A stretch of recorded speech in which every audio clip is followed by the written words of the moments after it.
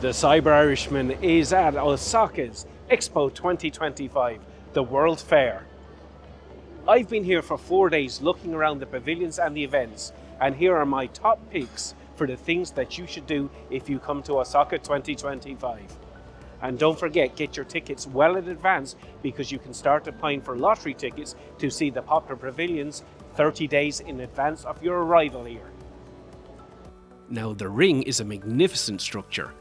It is one of the largest wooden structures in the world, and it surrounds the exposition. There are maps all over the expo that show where the different pavilions are in respect to you and the ring.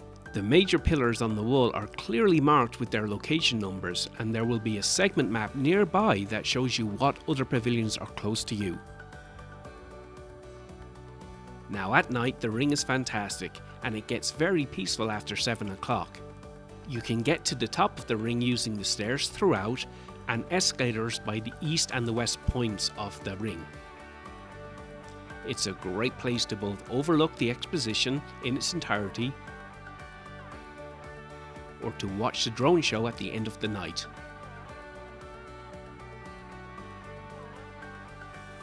Ireland is one of the first pavilions you'll come to if you enter through the East Gate. The first part of its exhibition is a recreation of an Irish peat bog, and it's done really well and has some scents that make it smell very authentic.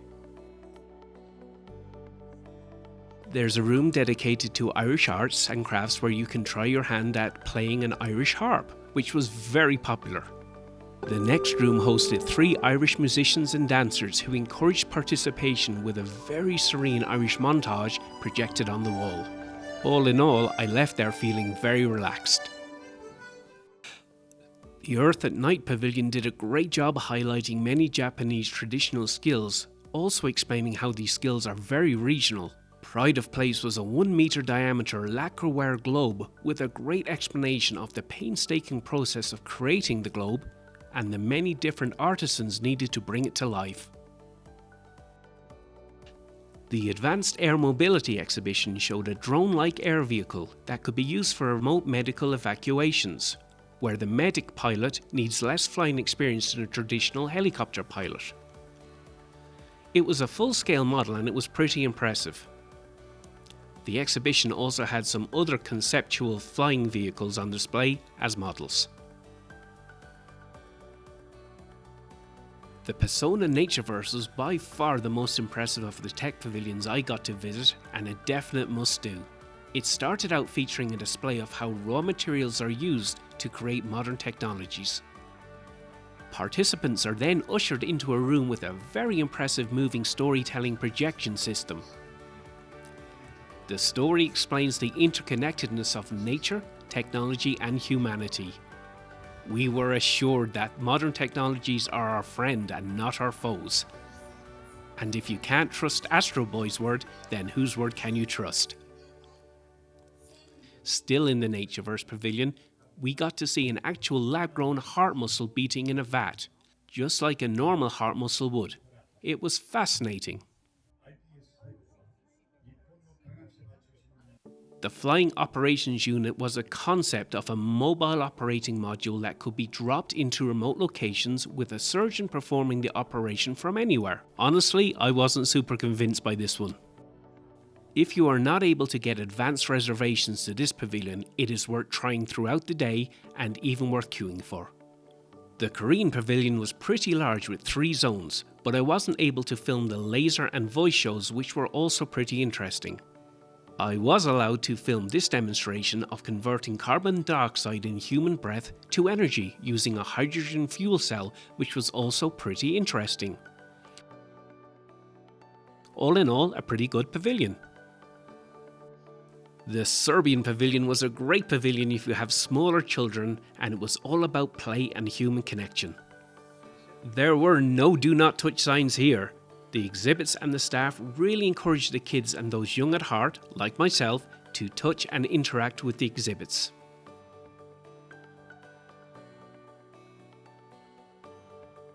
It was full of vibrant colours and just felt very welcoming.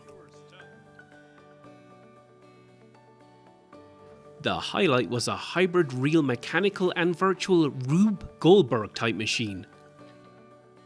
kids were encouraged to drop a marble in and watch its complicated journey before popping out the other end.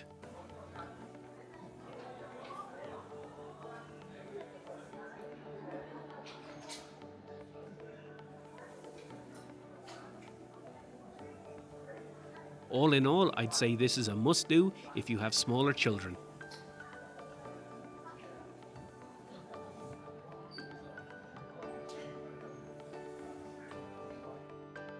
The Gundam Pavilion was one of the largest and definitely a must-do if you are a fan of Gundam or any high-tech immersive exhibition. We started our journey learning the story of Gundam.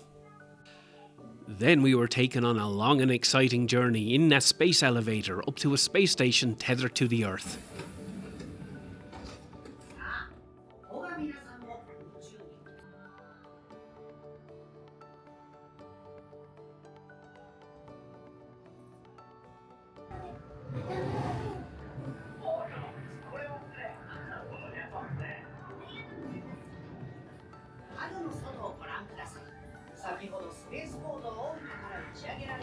We get pretty good views of both the Earth and space all the way up to the space station.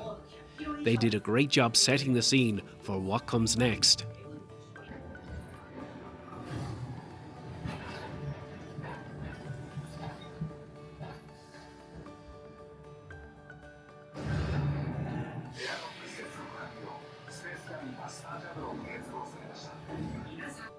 Just as we were admiring the space station, things take a turn for the worse and we get thrown into a battle between the goodies and the baddies. Now, a word of warning, kids under 5 might find this overwhelming and a little bit scary. I was fine though.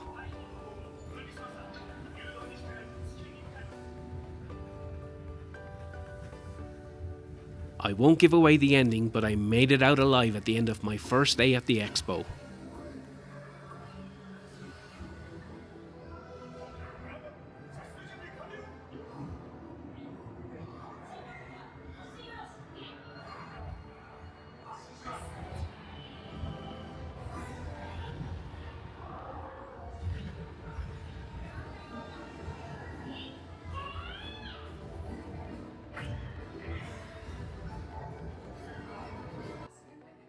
I hope you enjoyed day 1.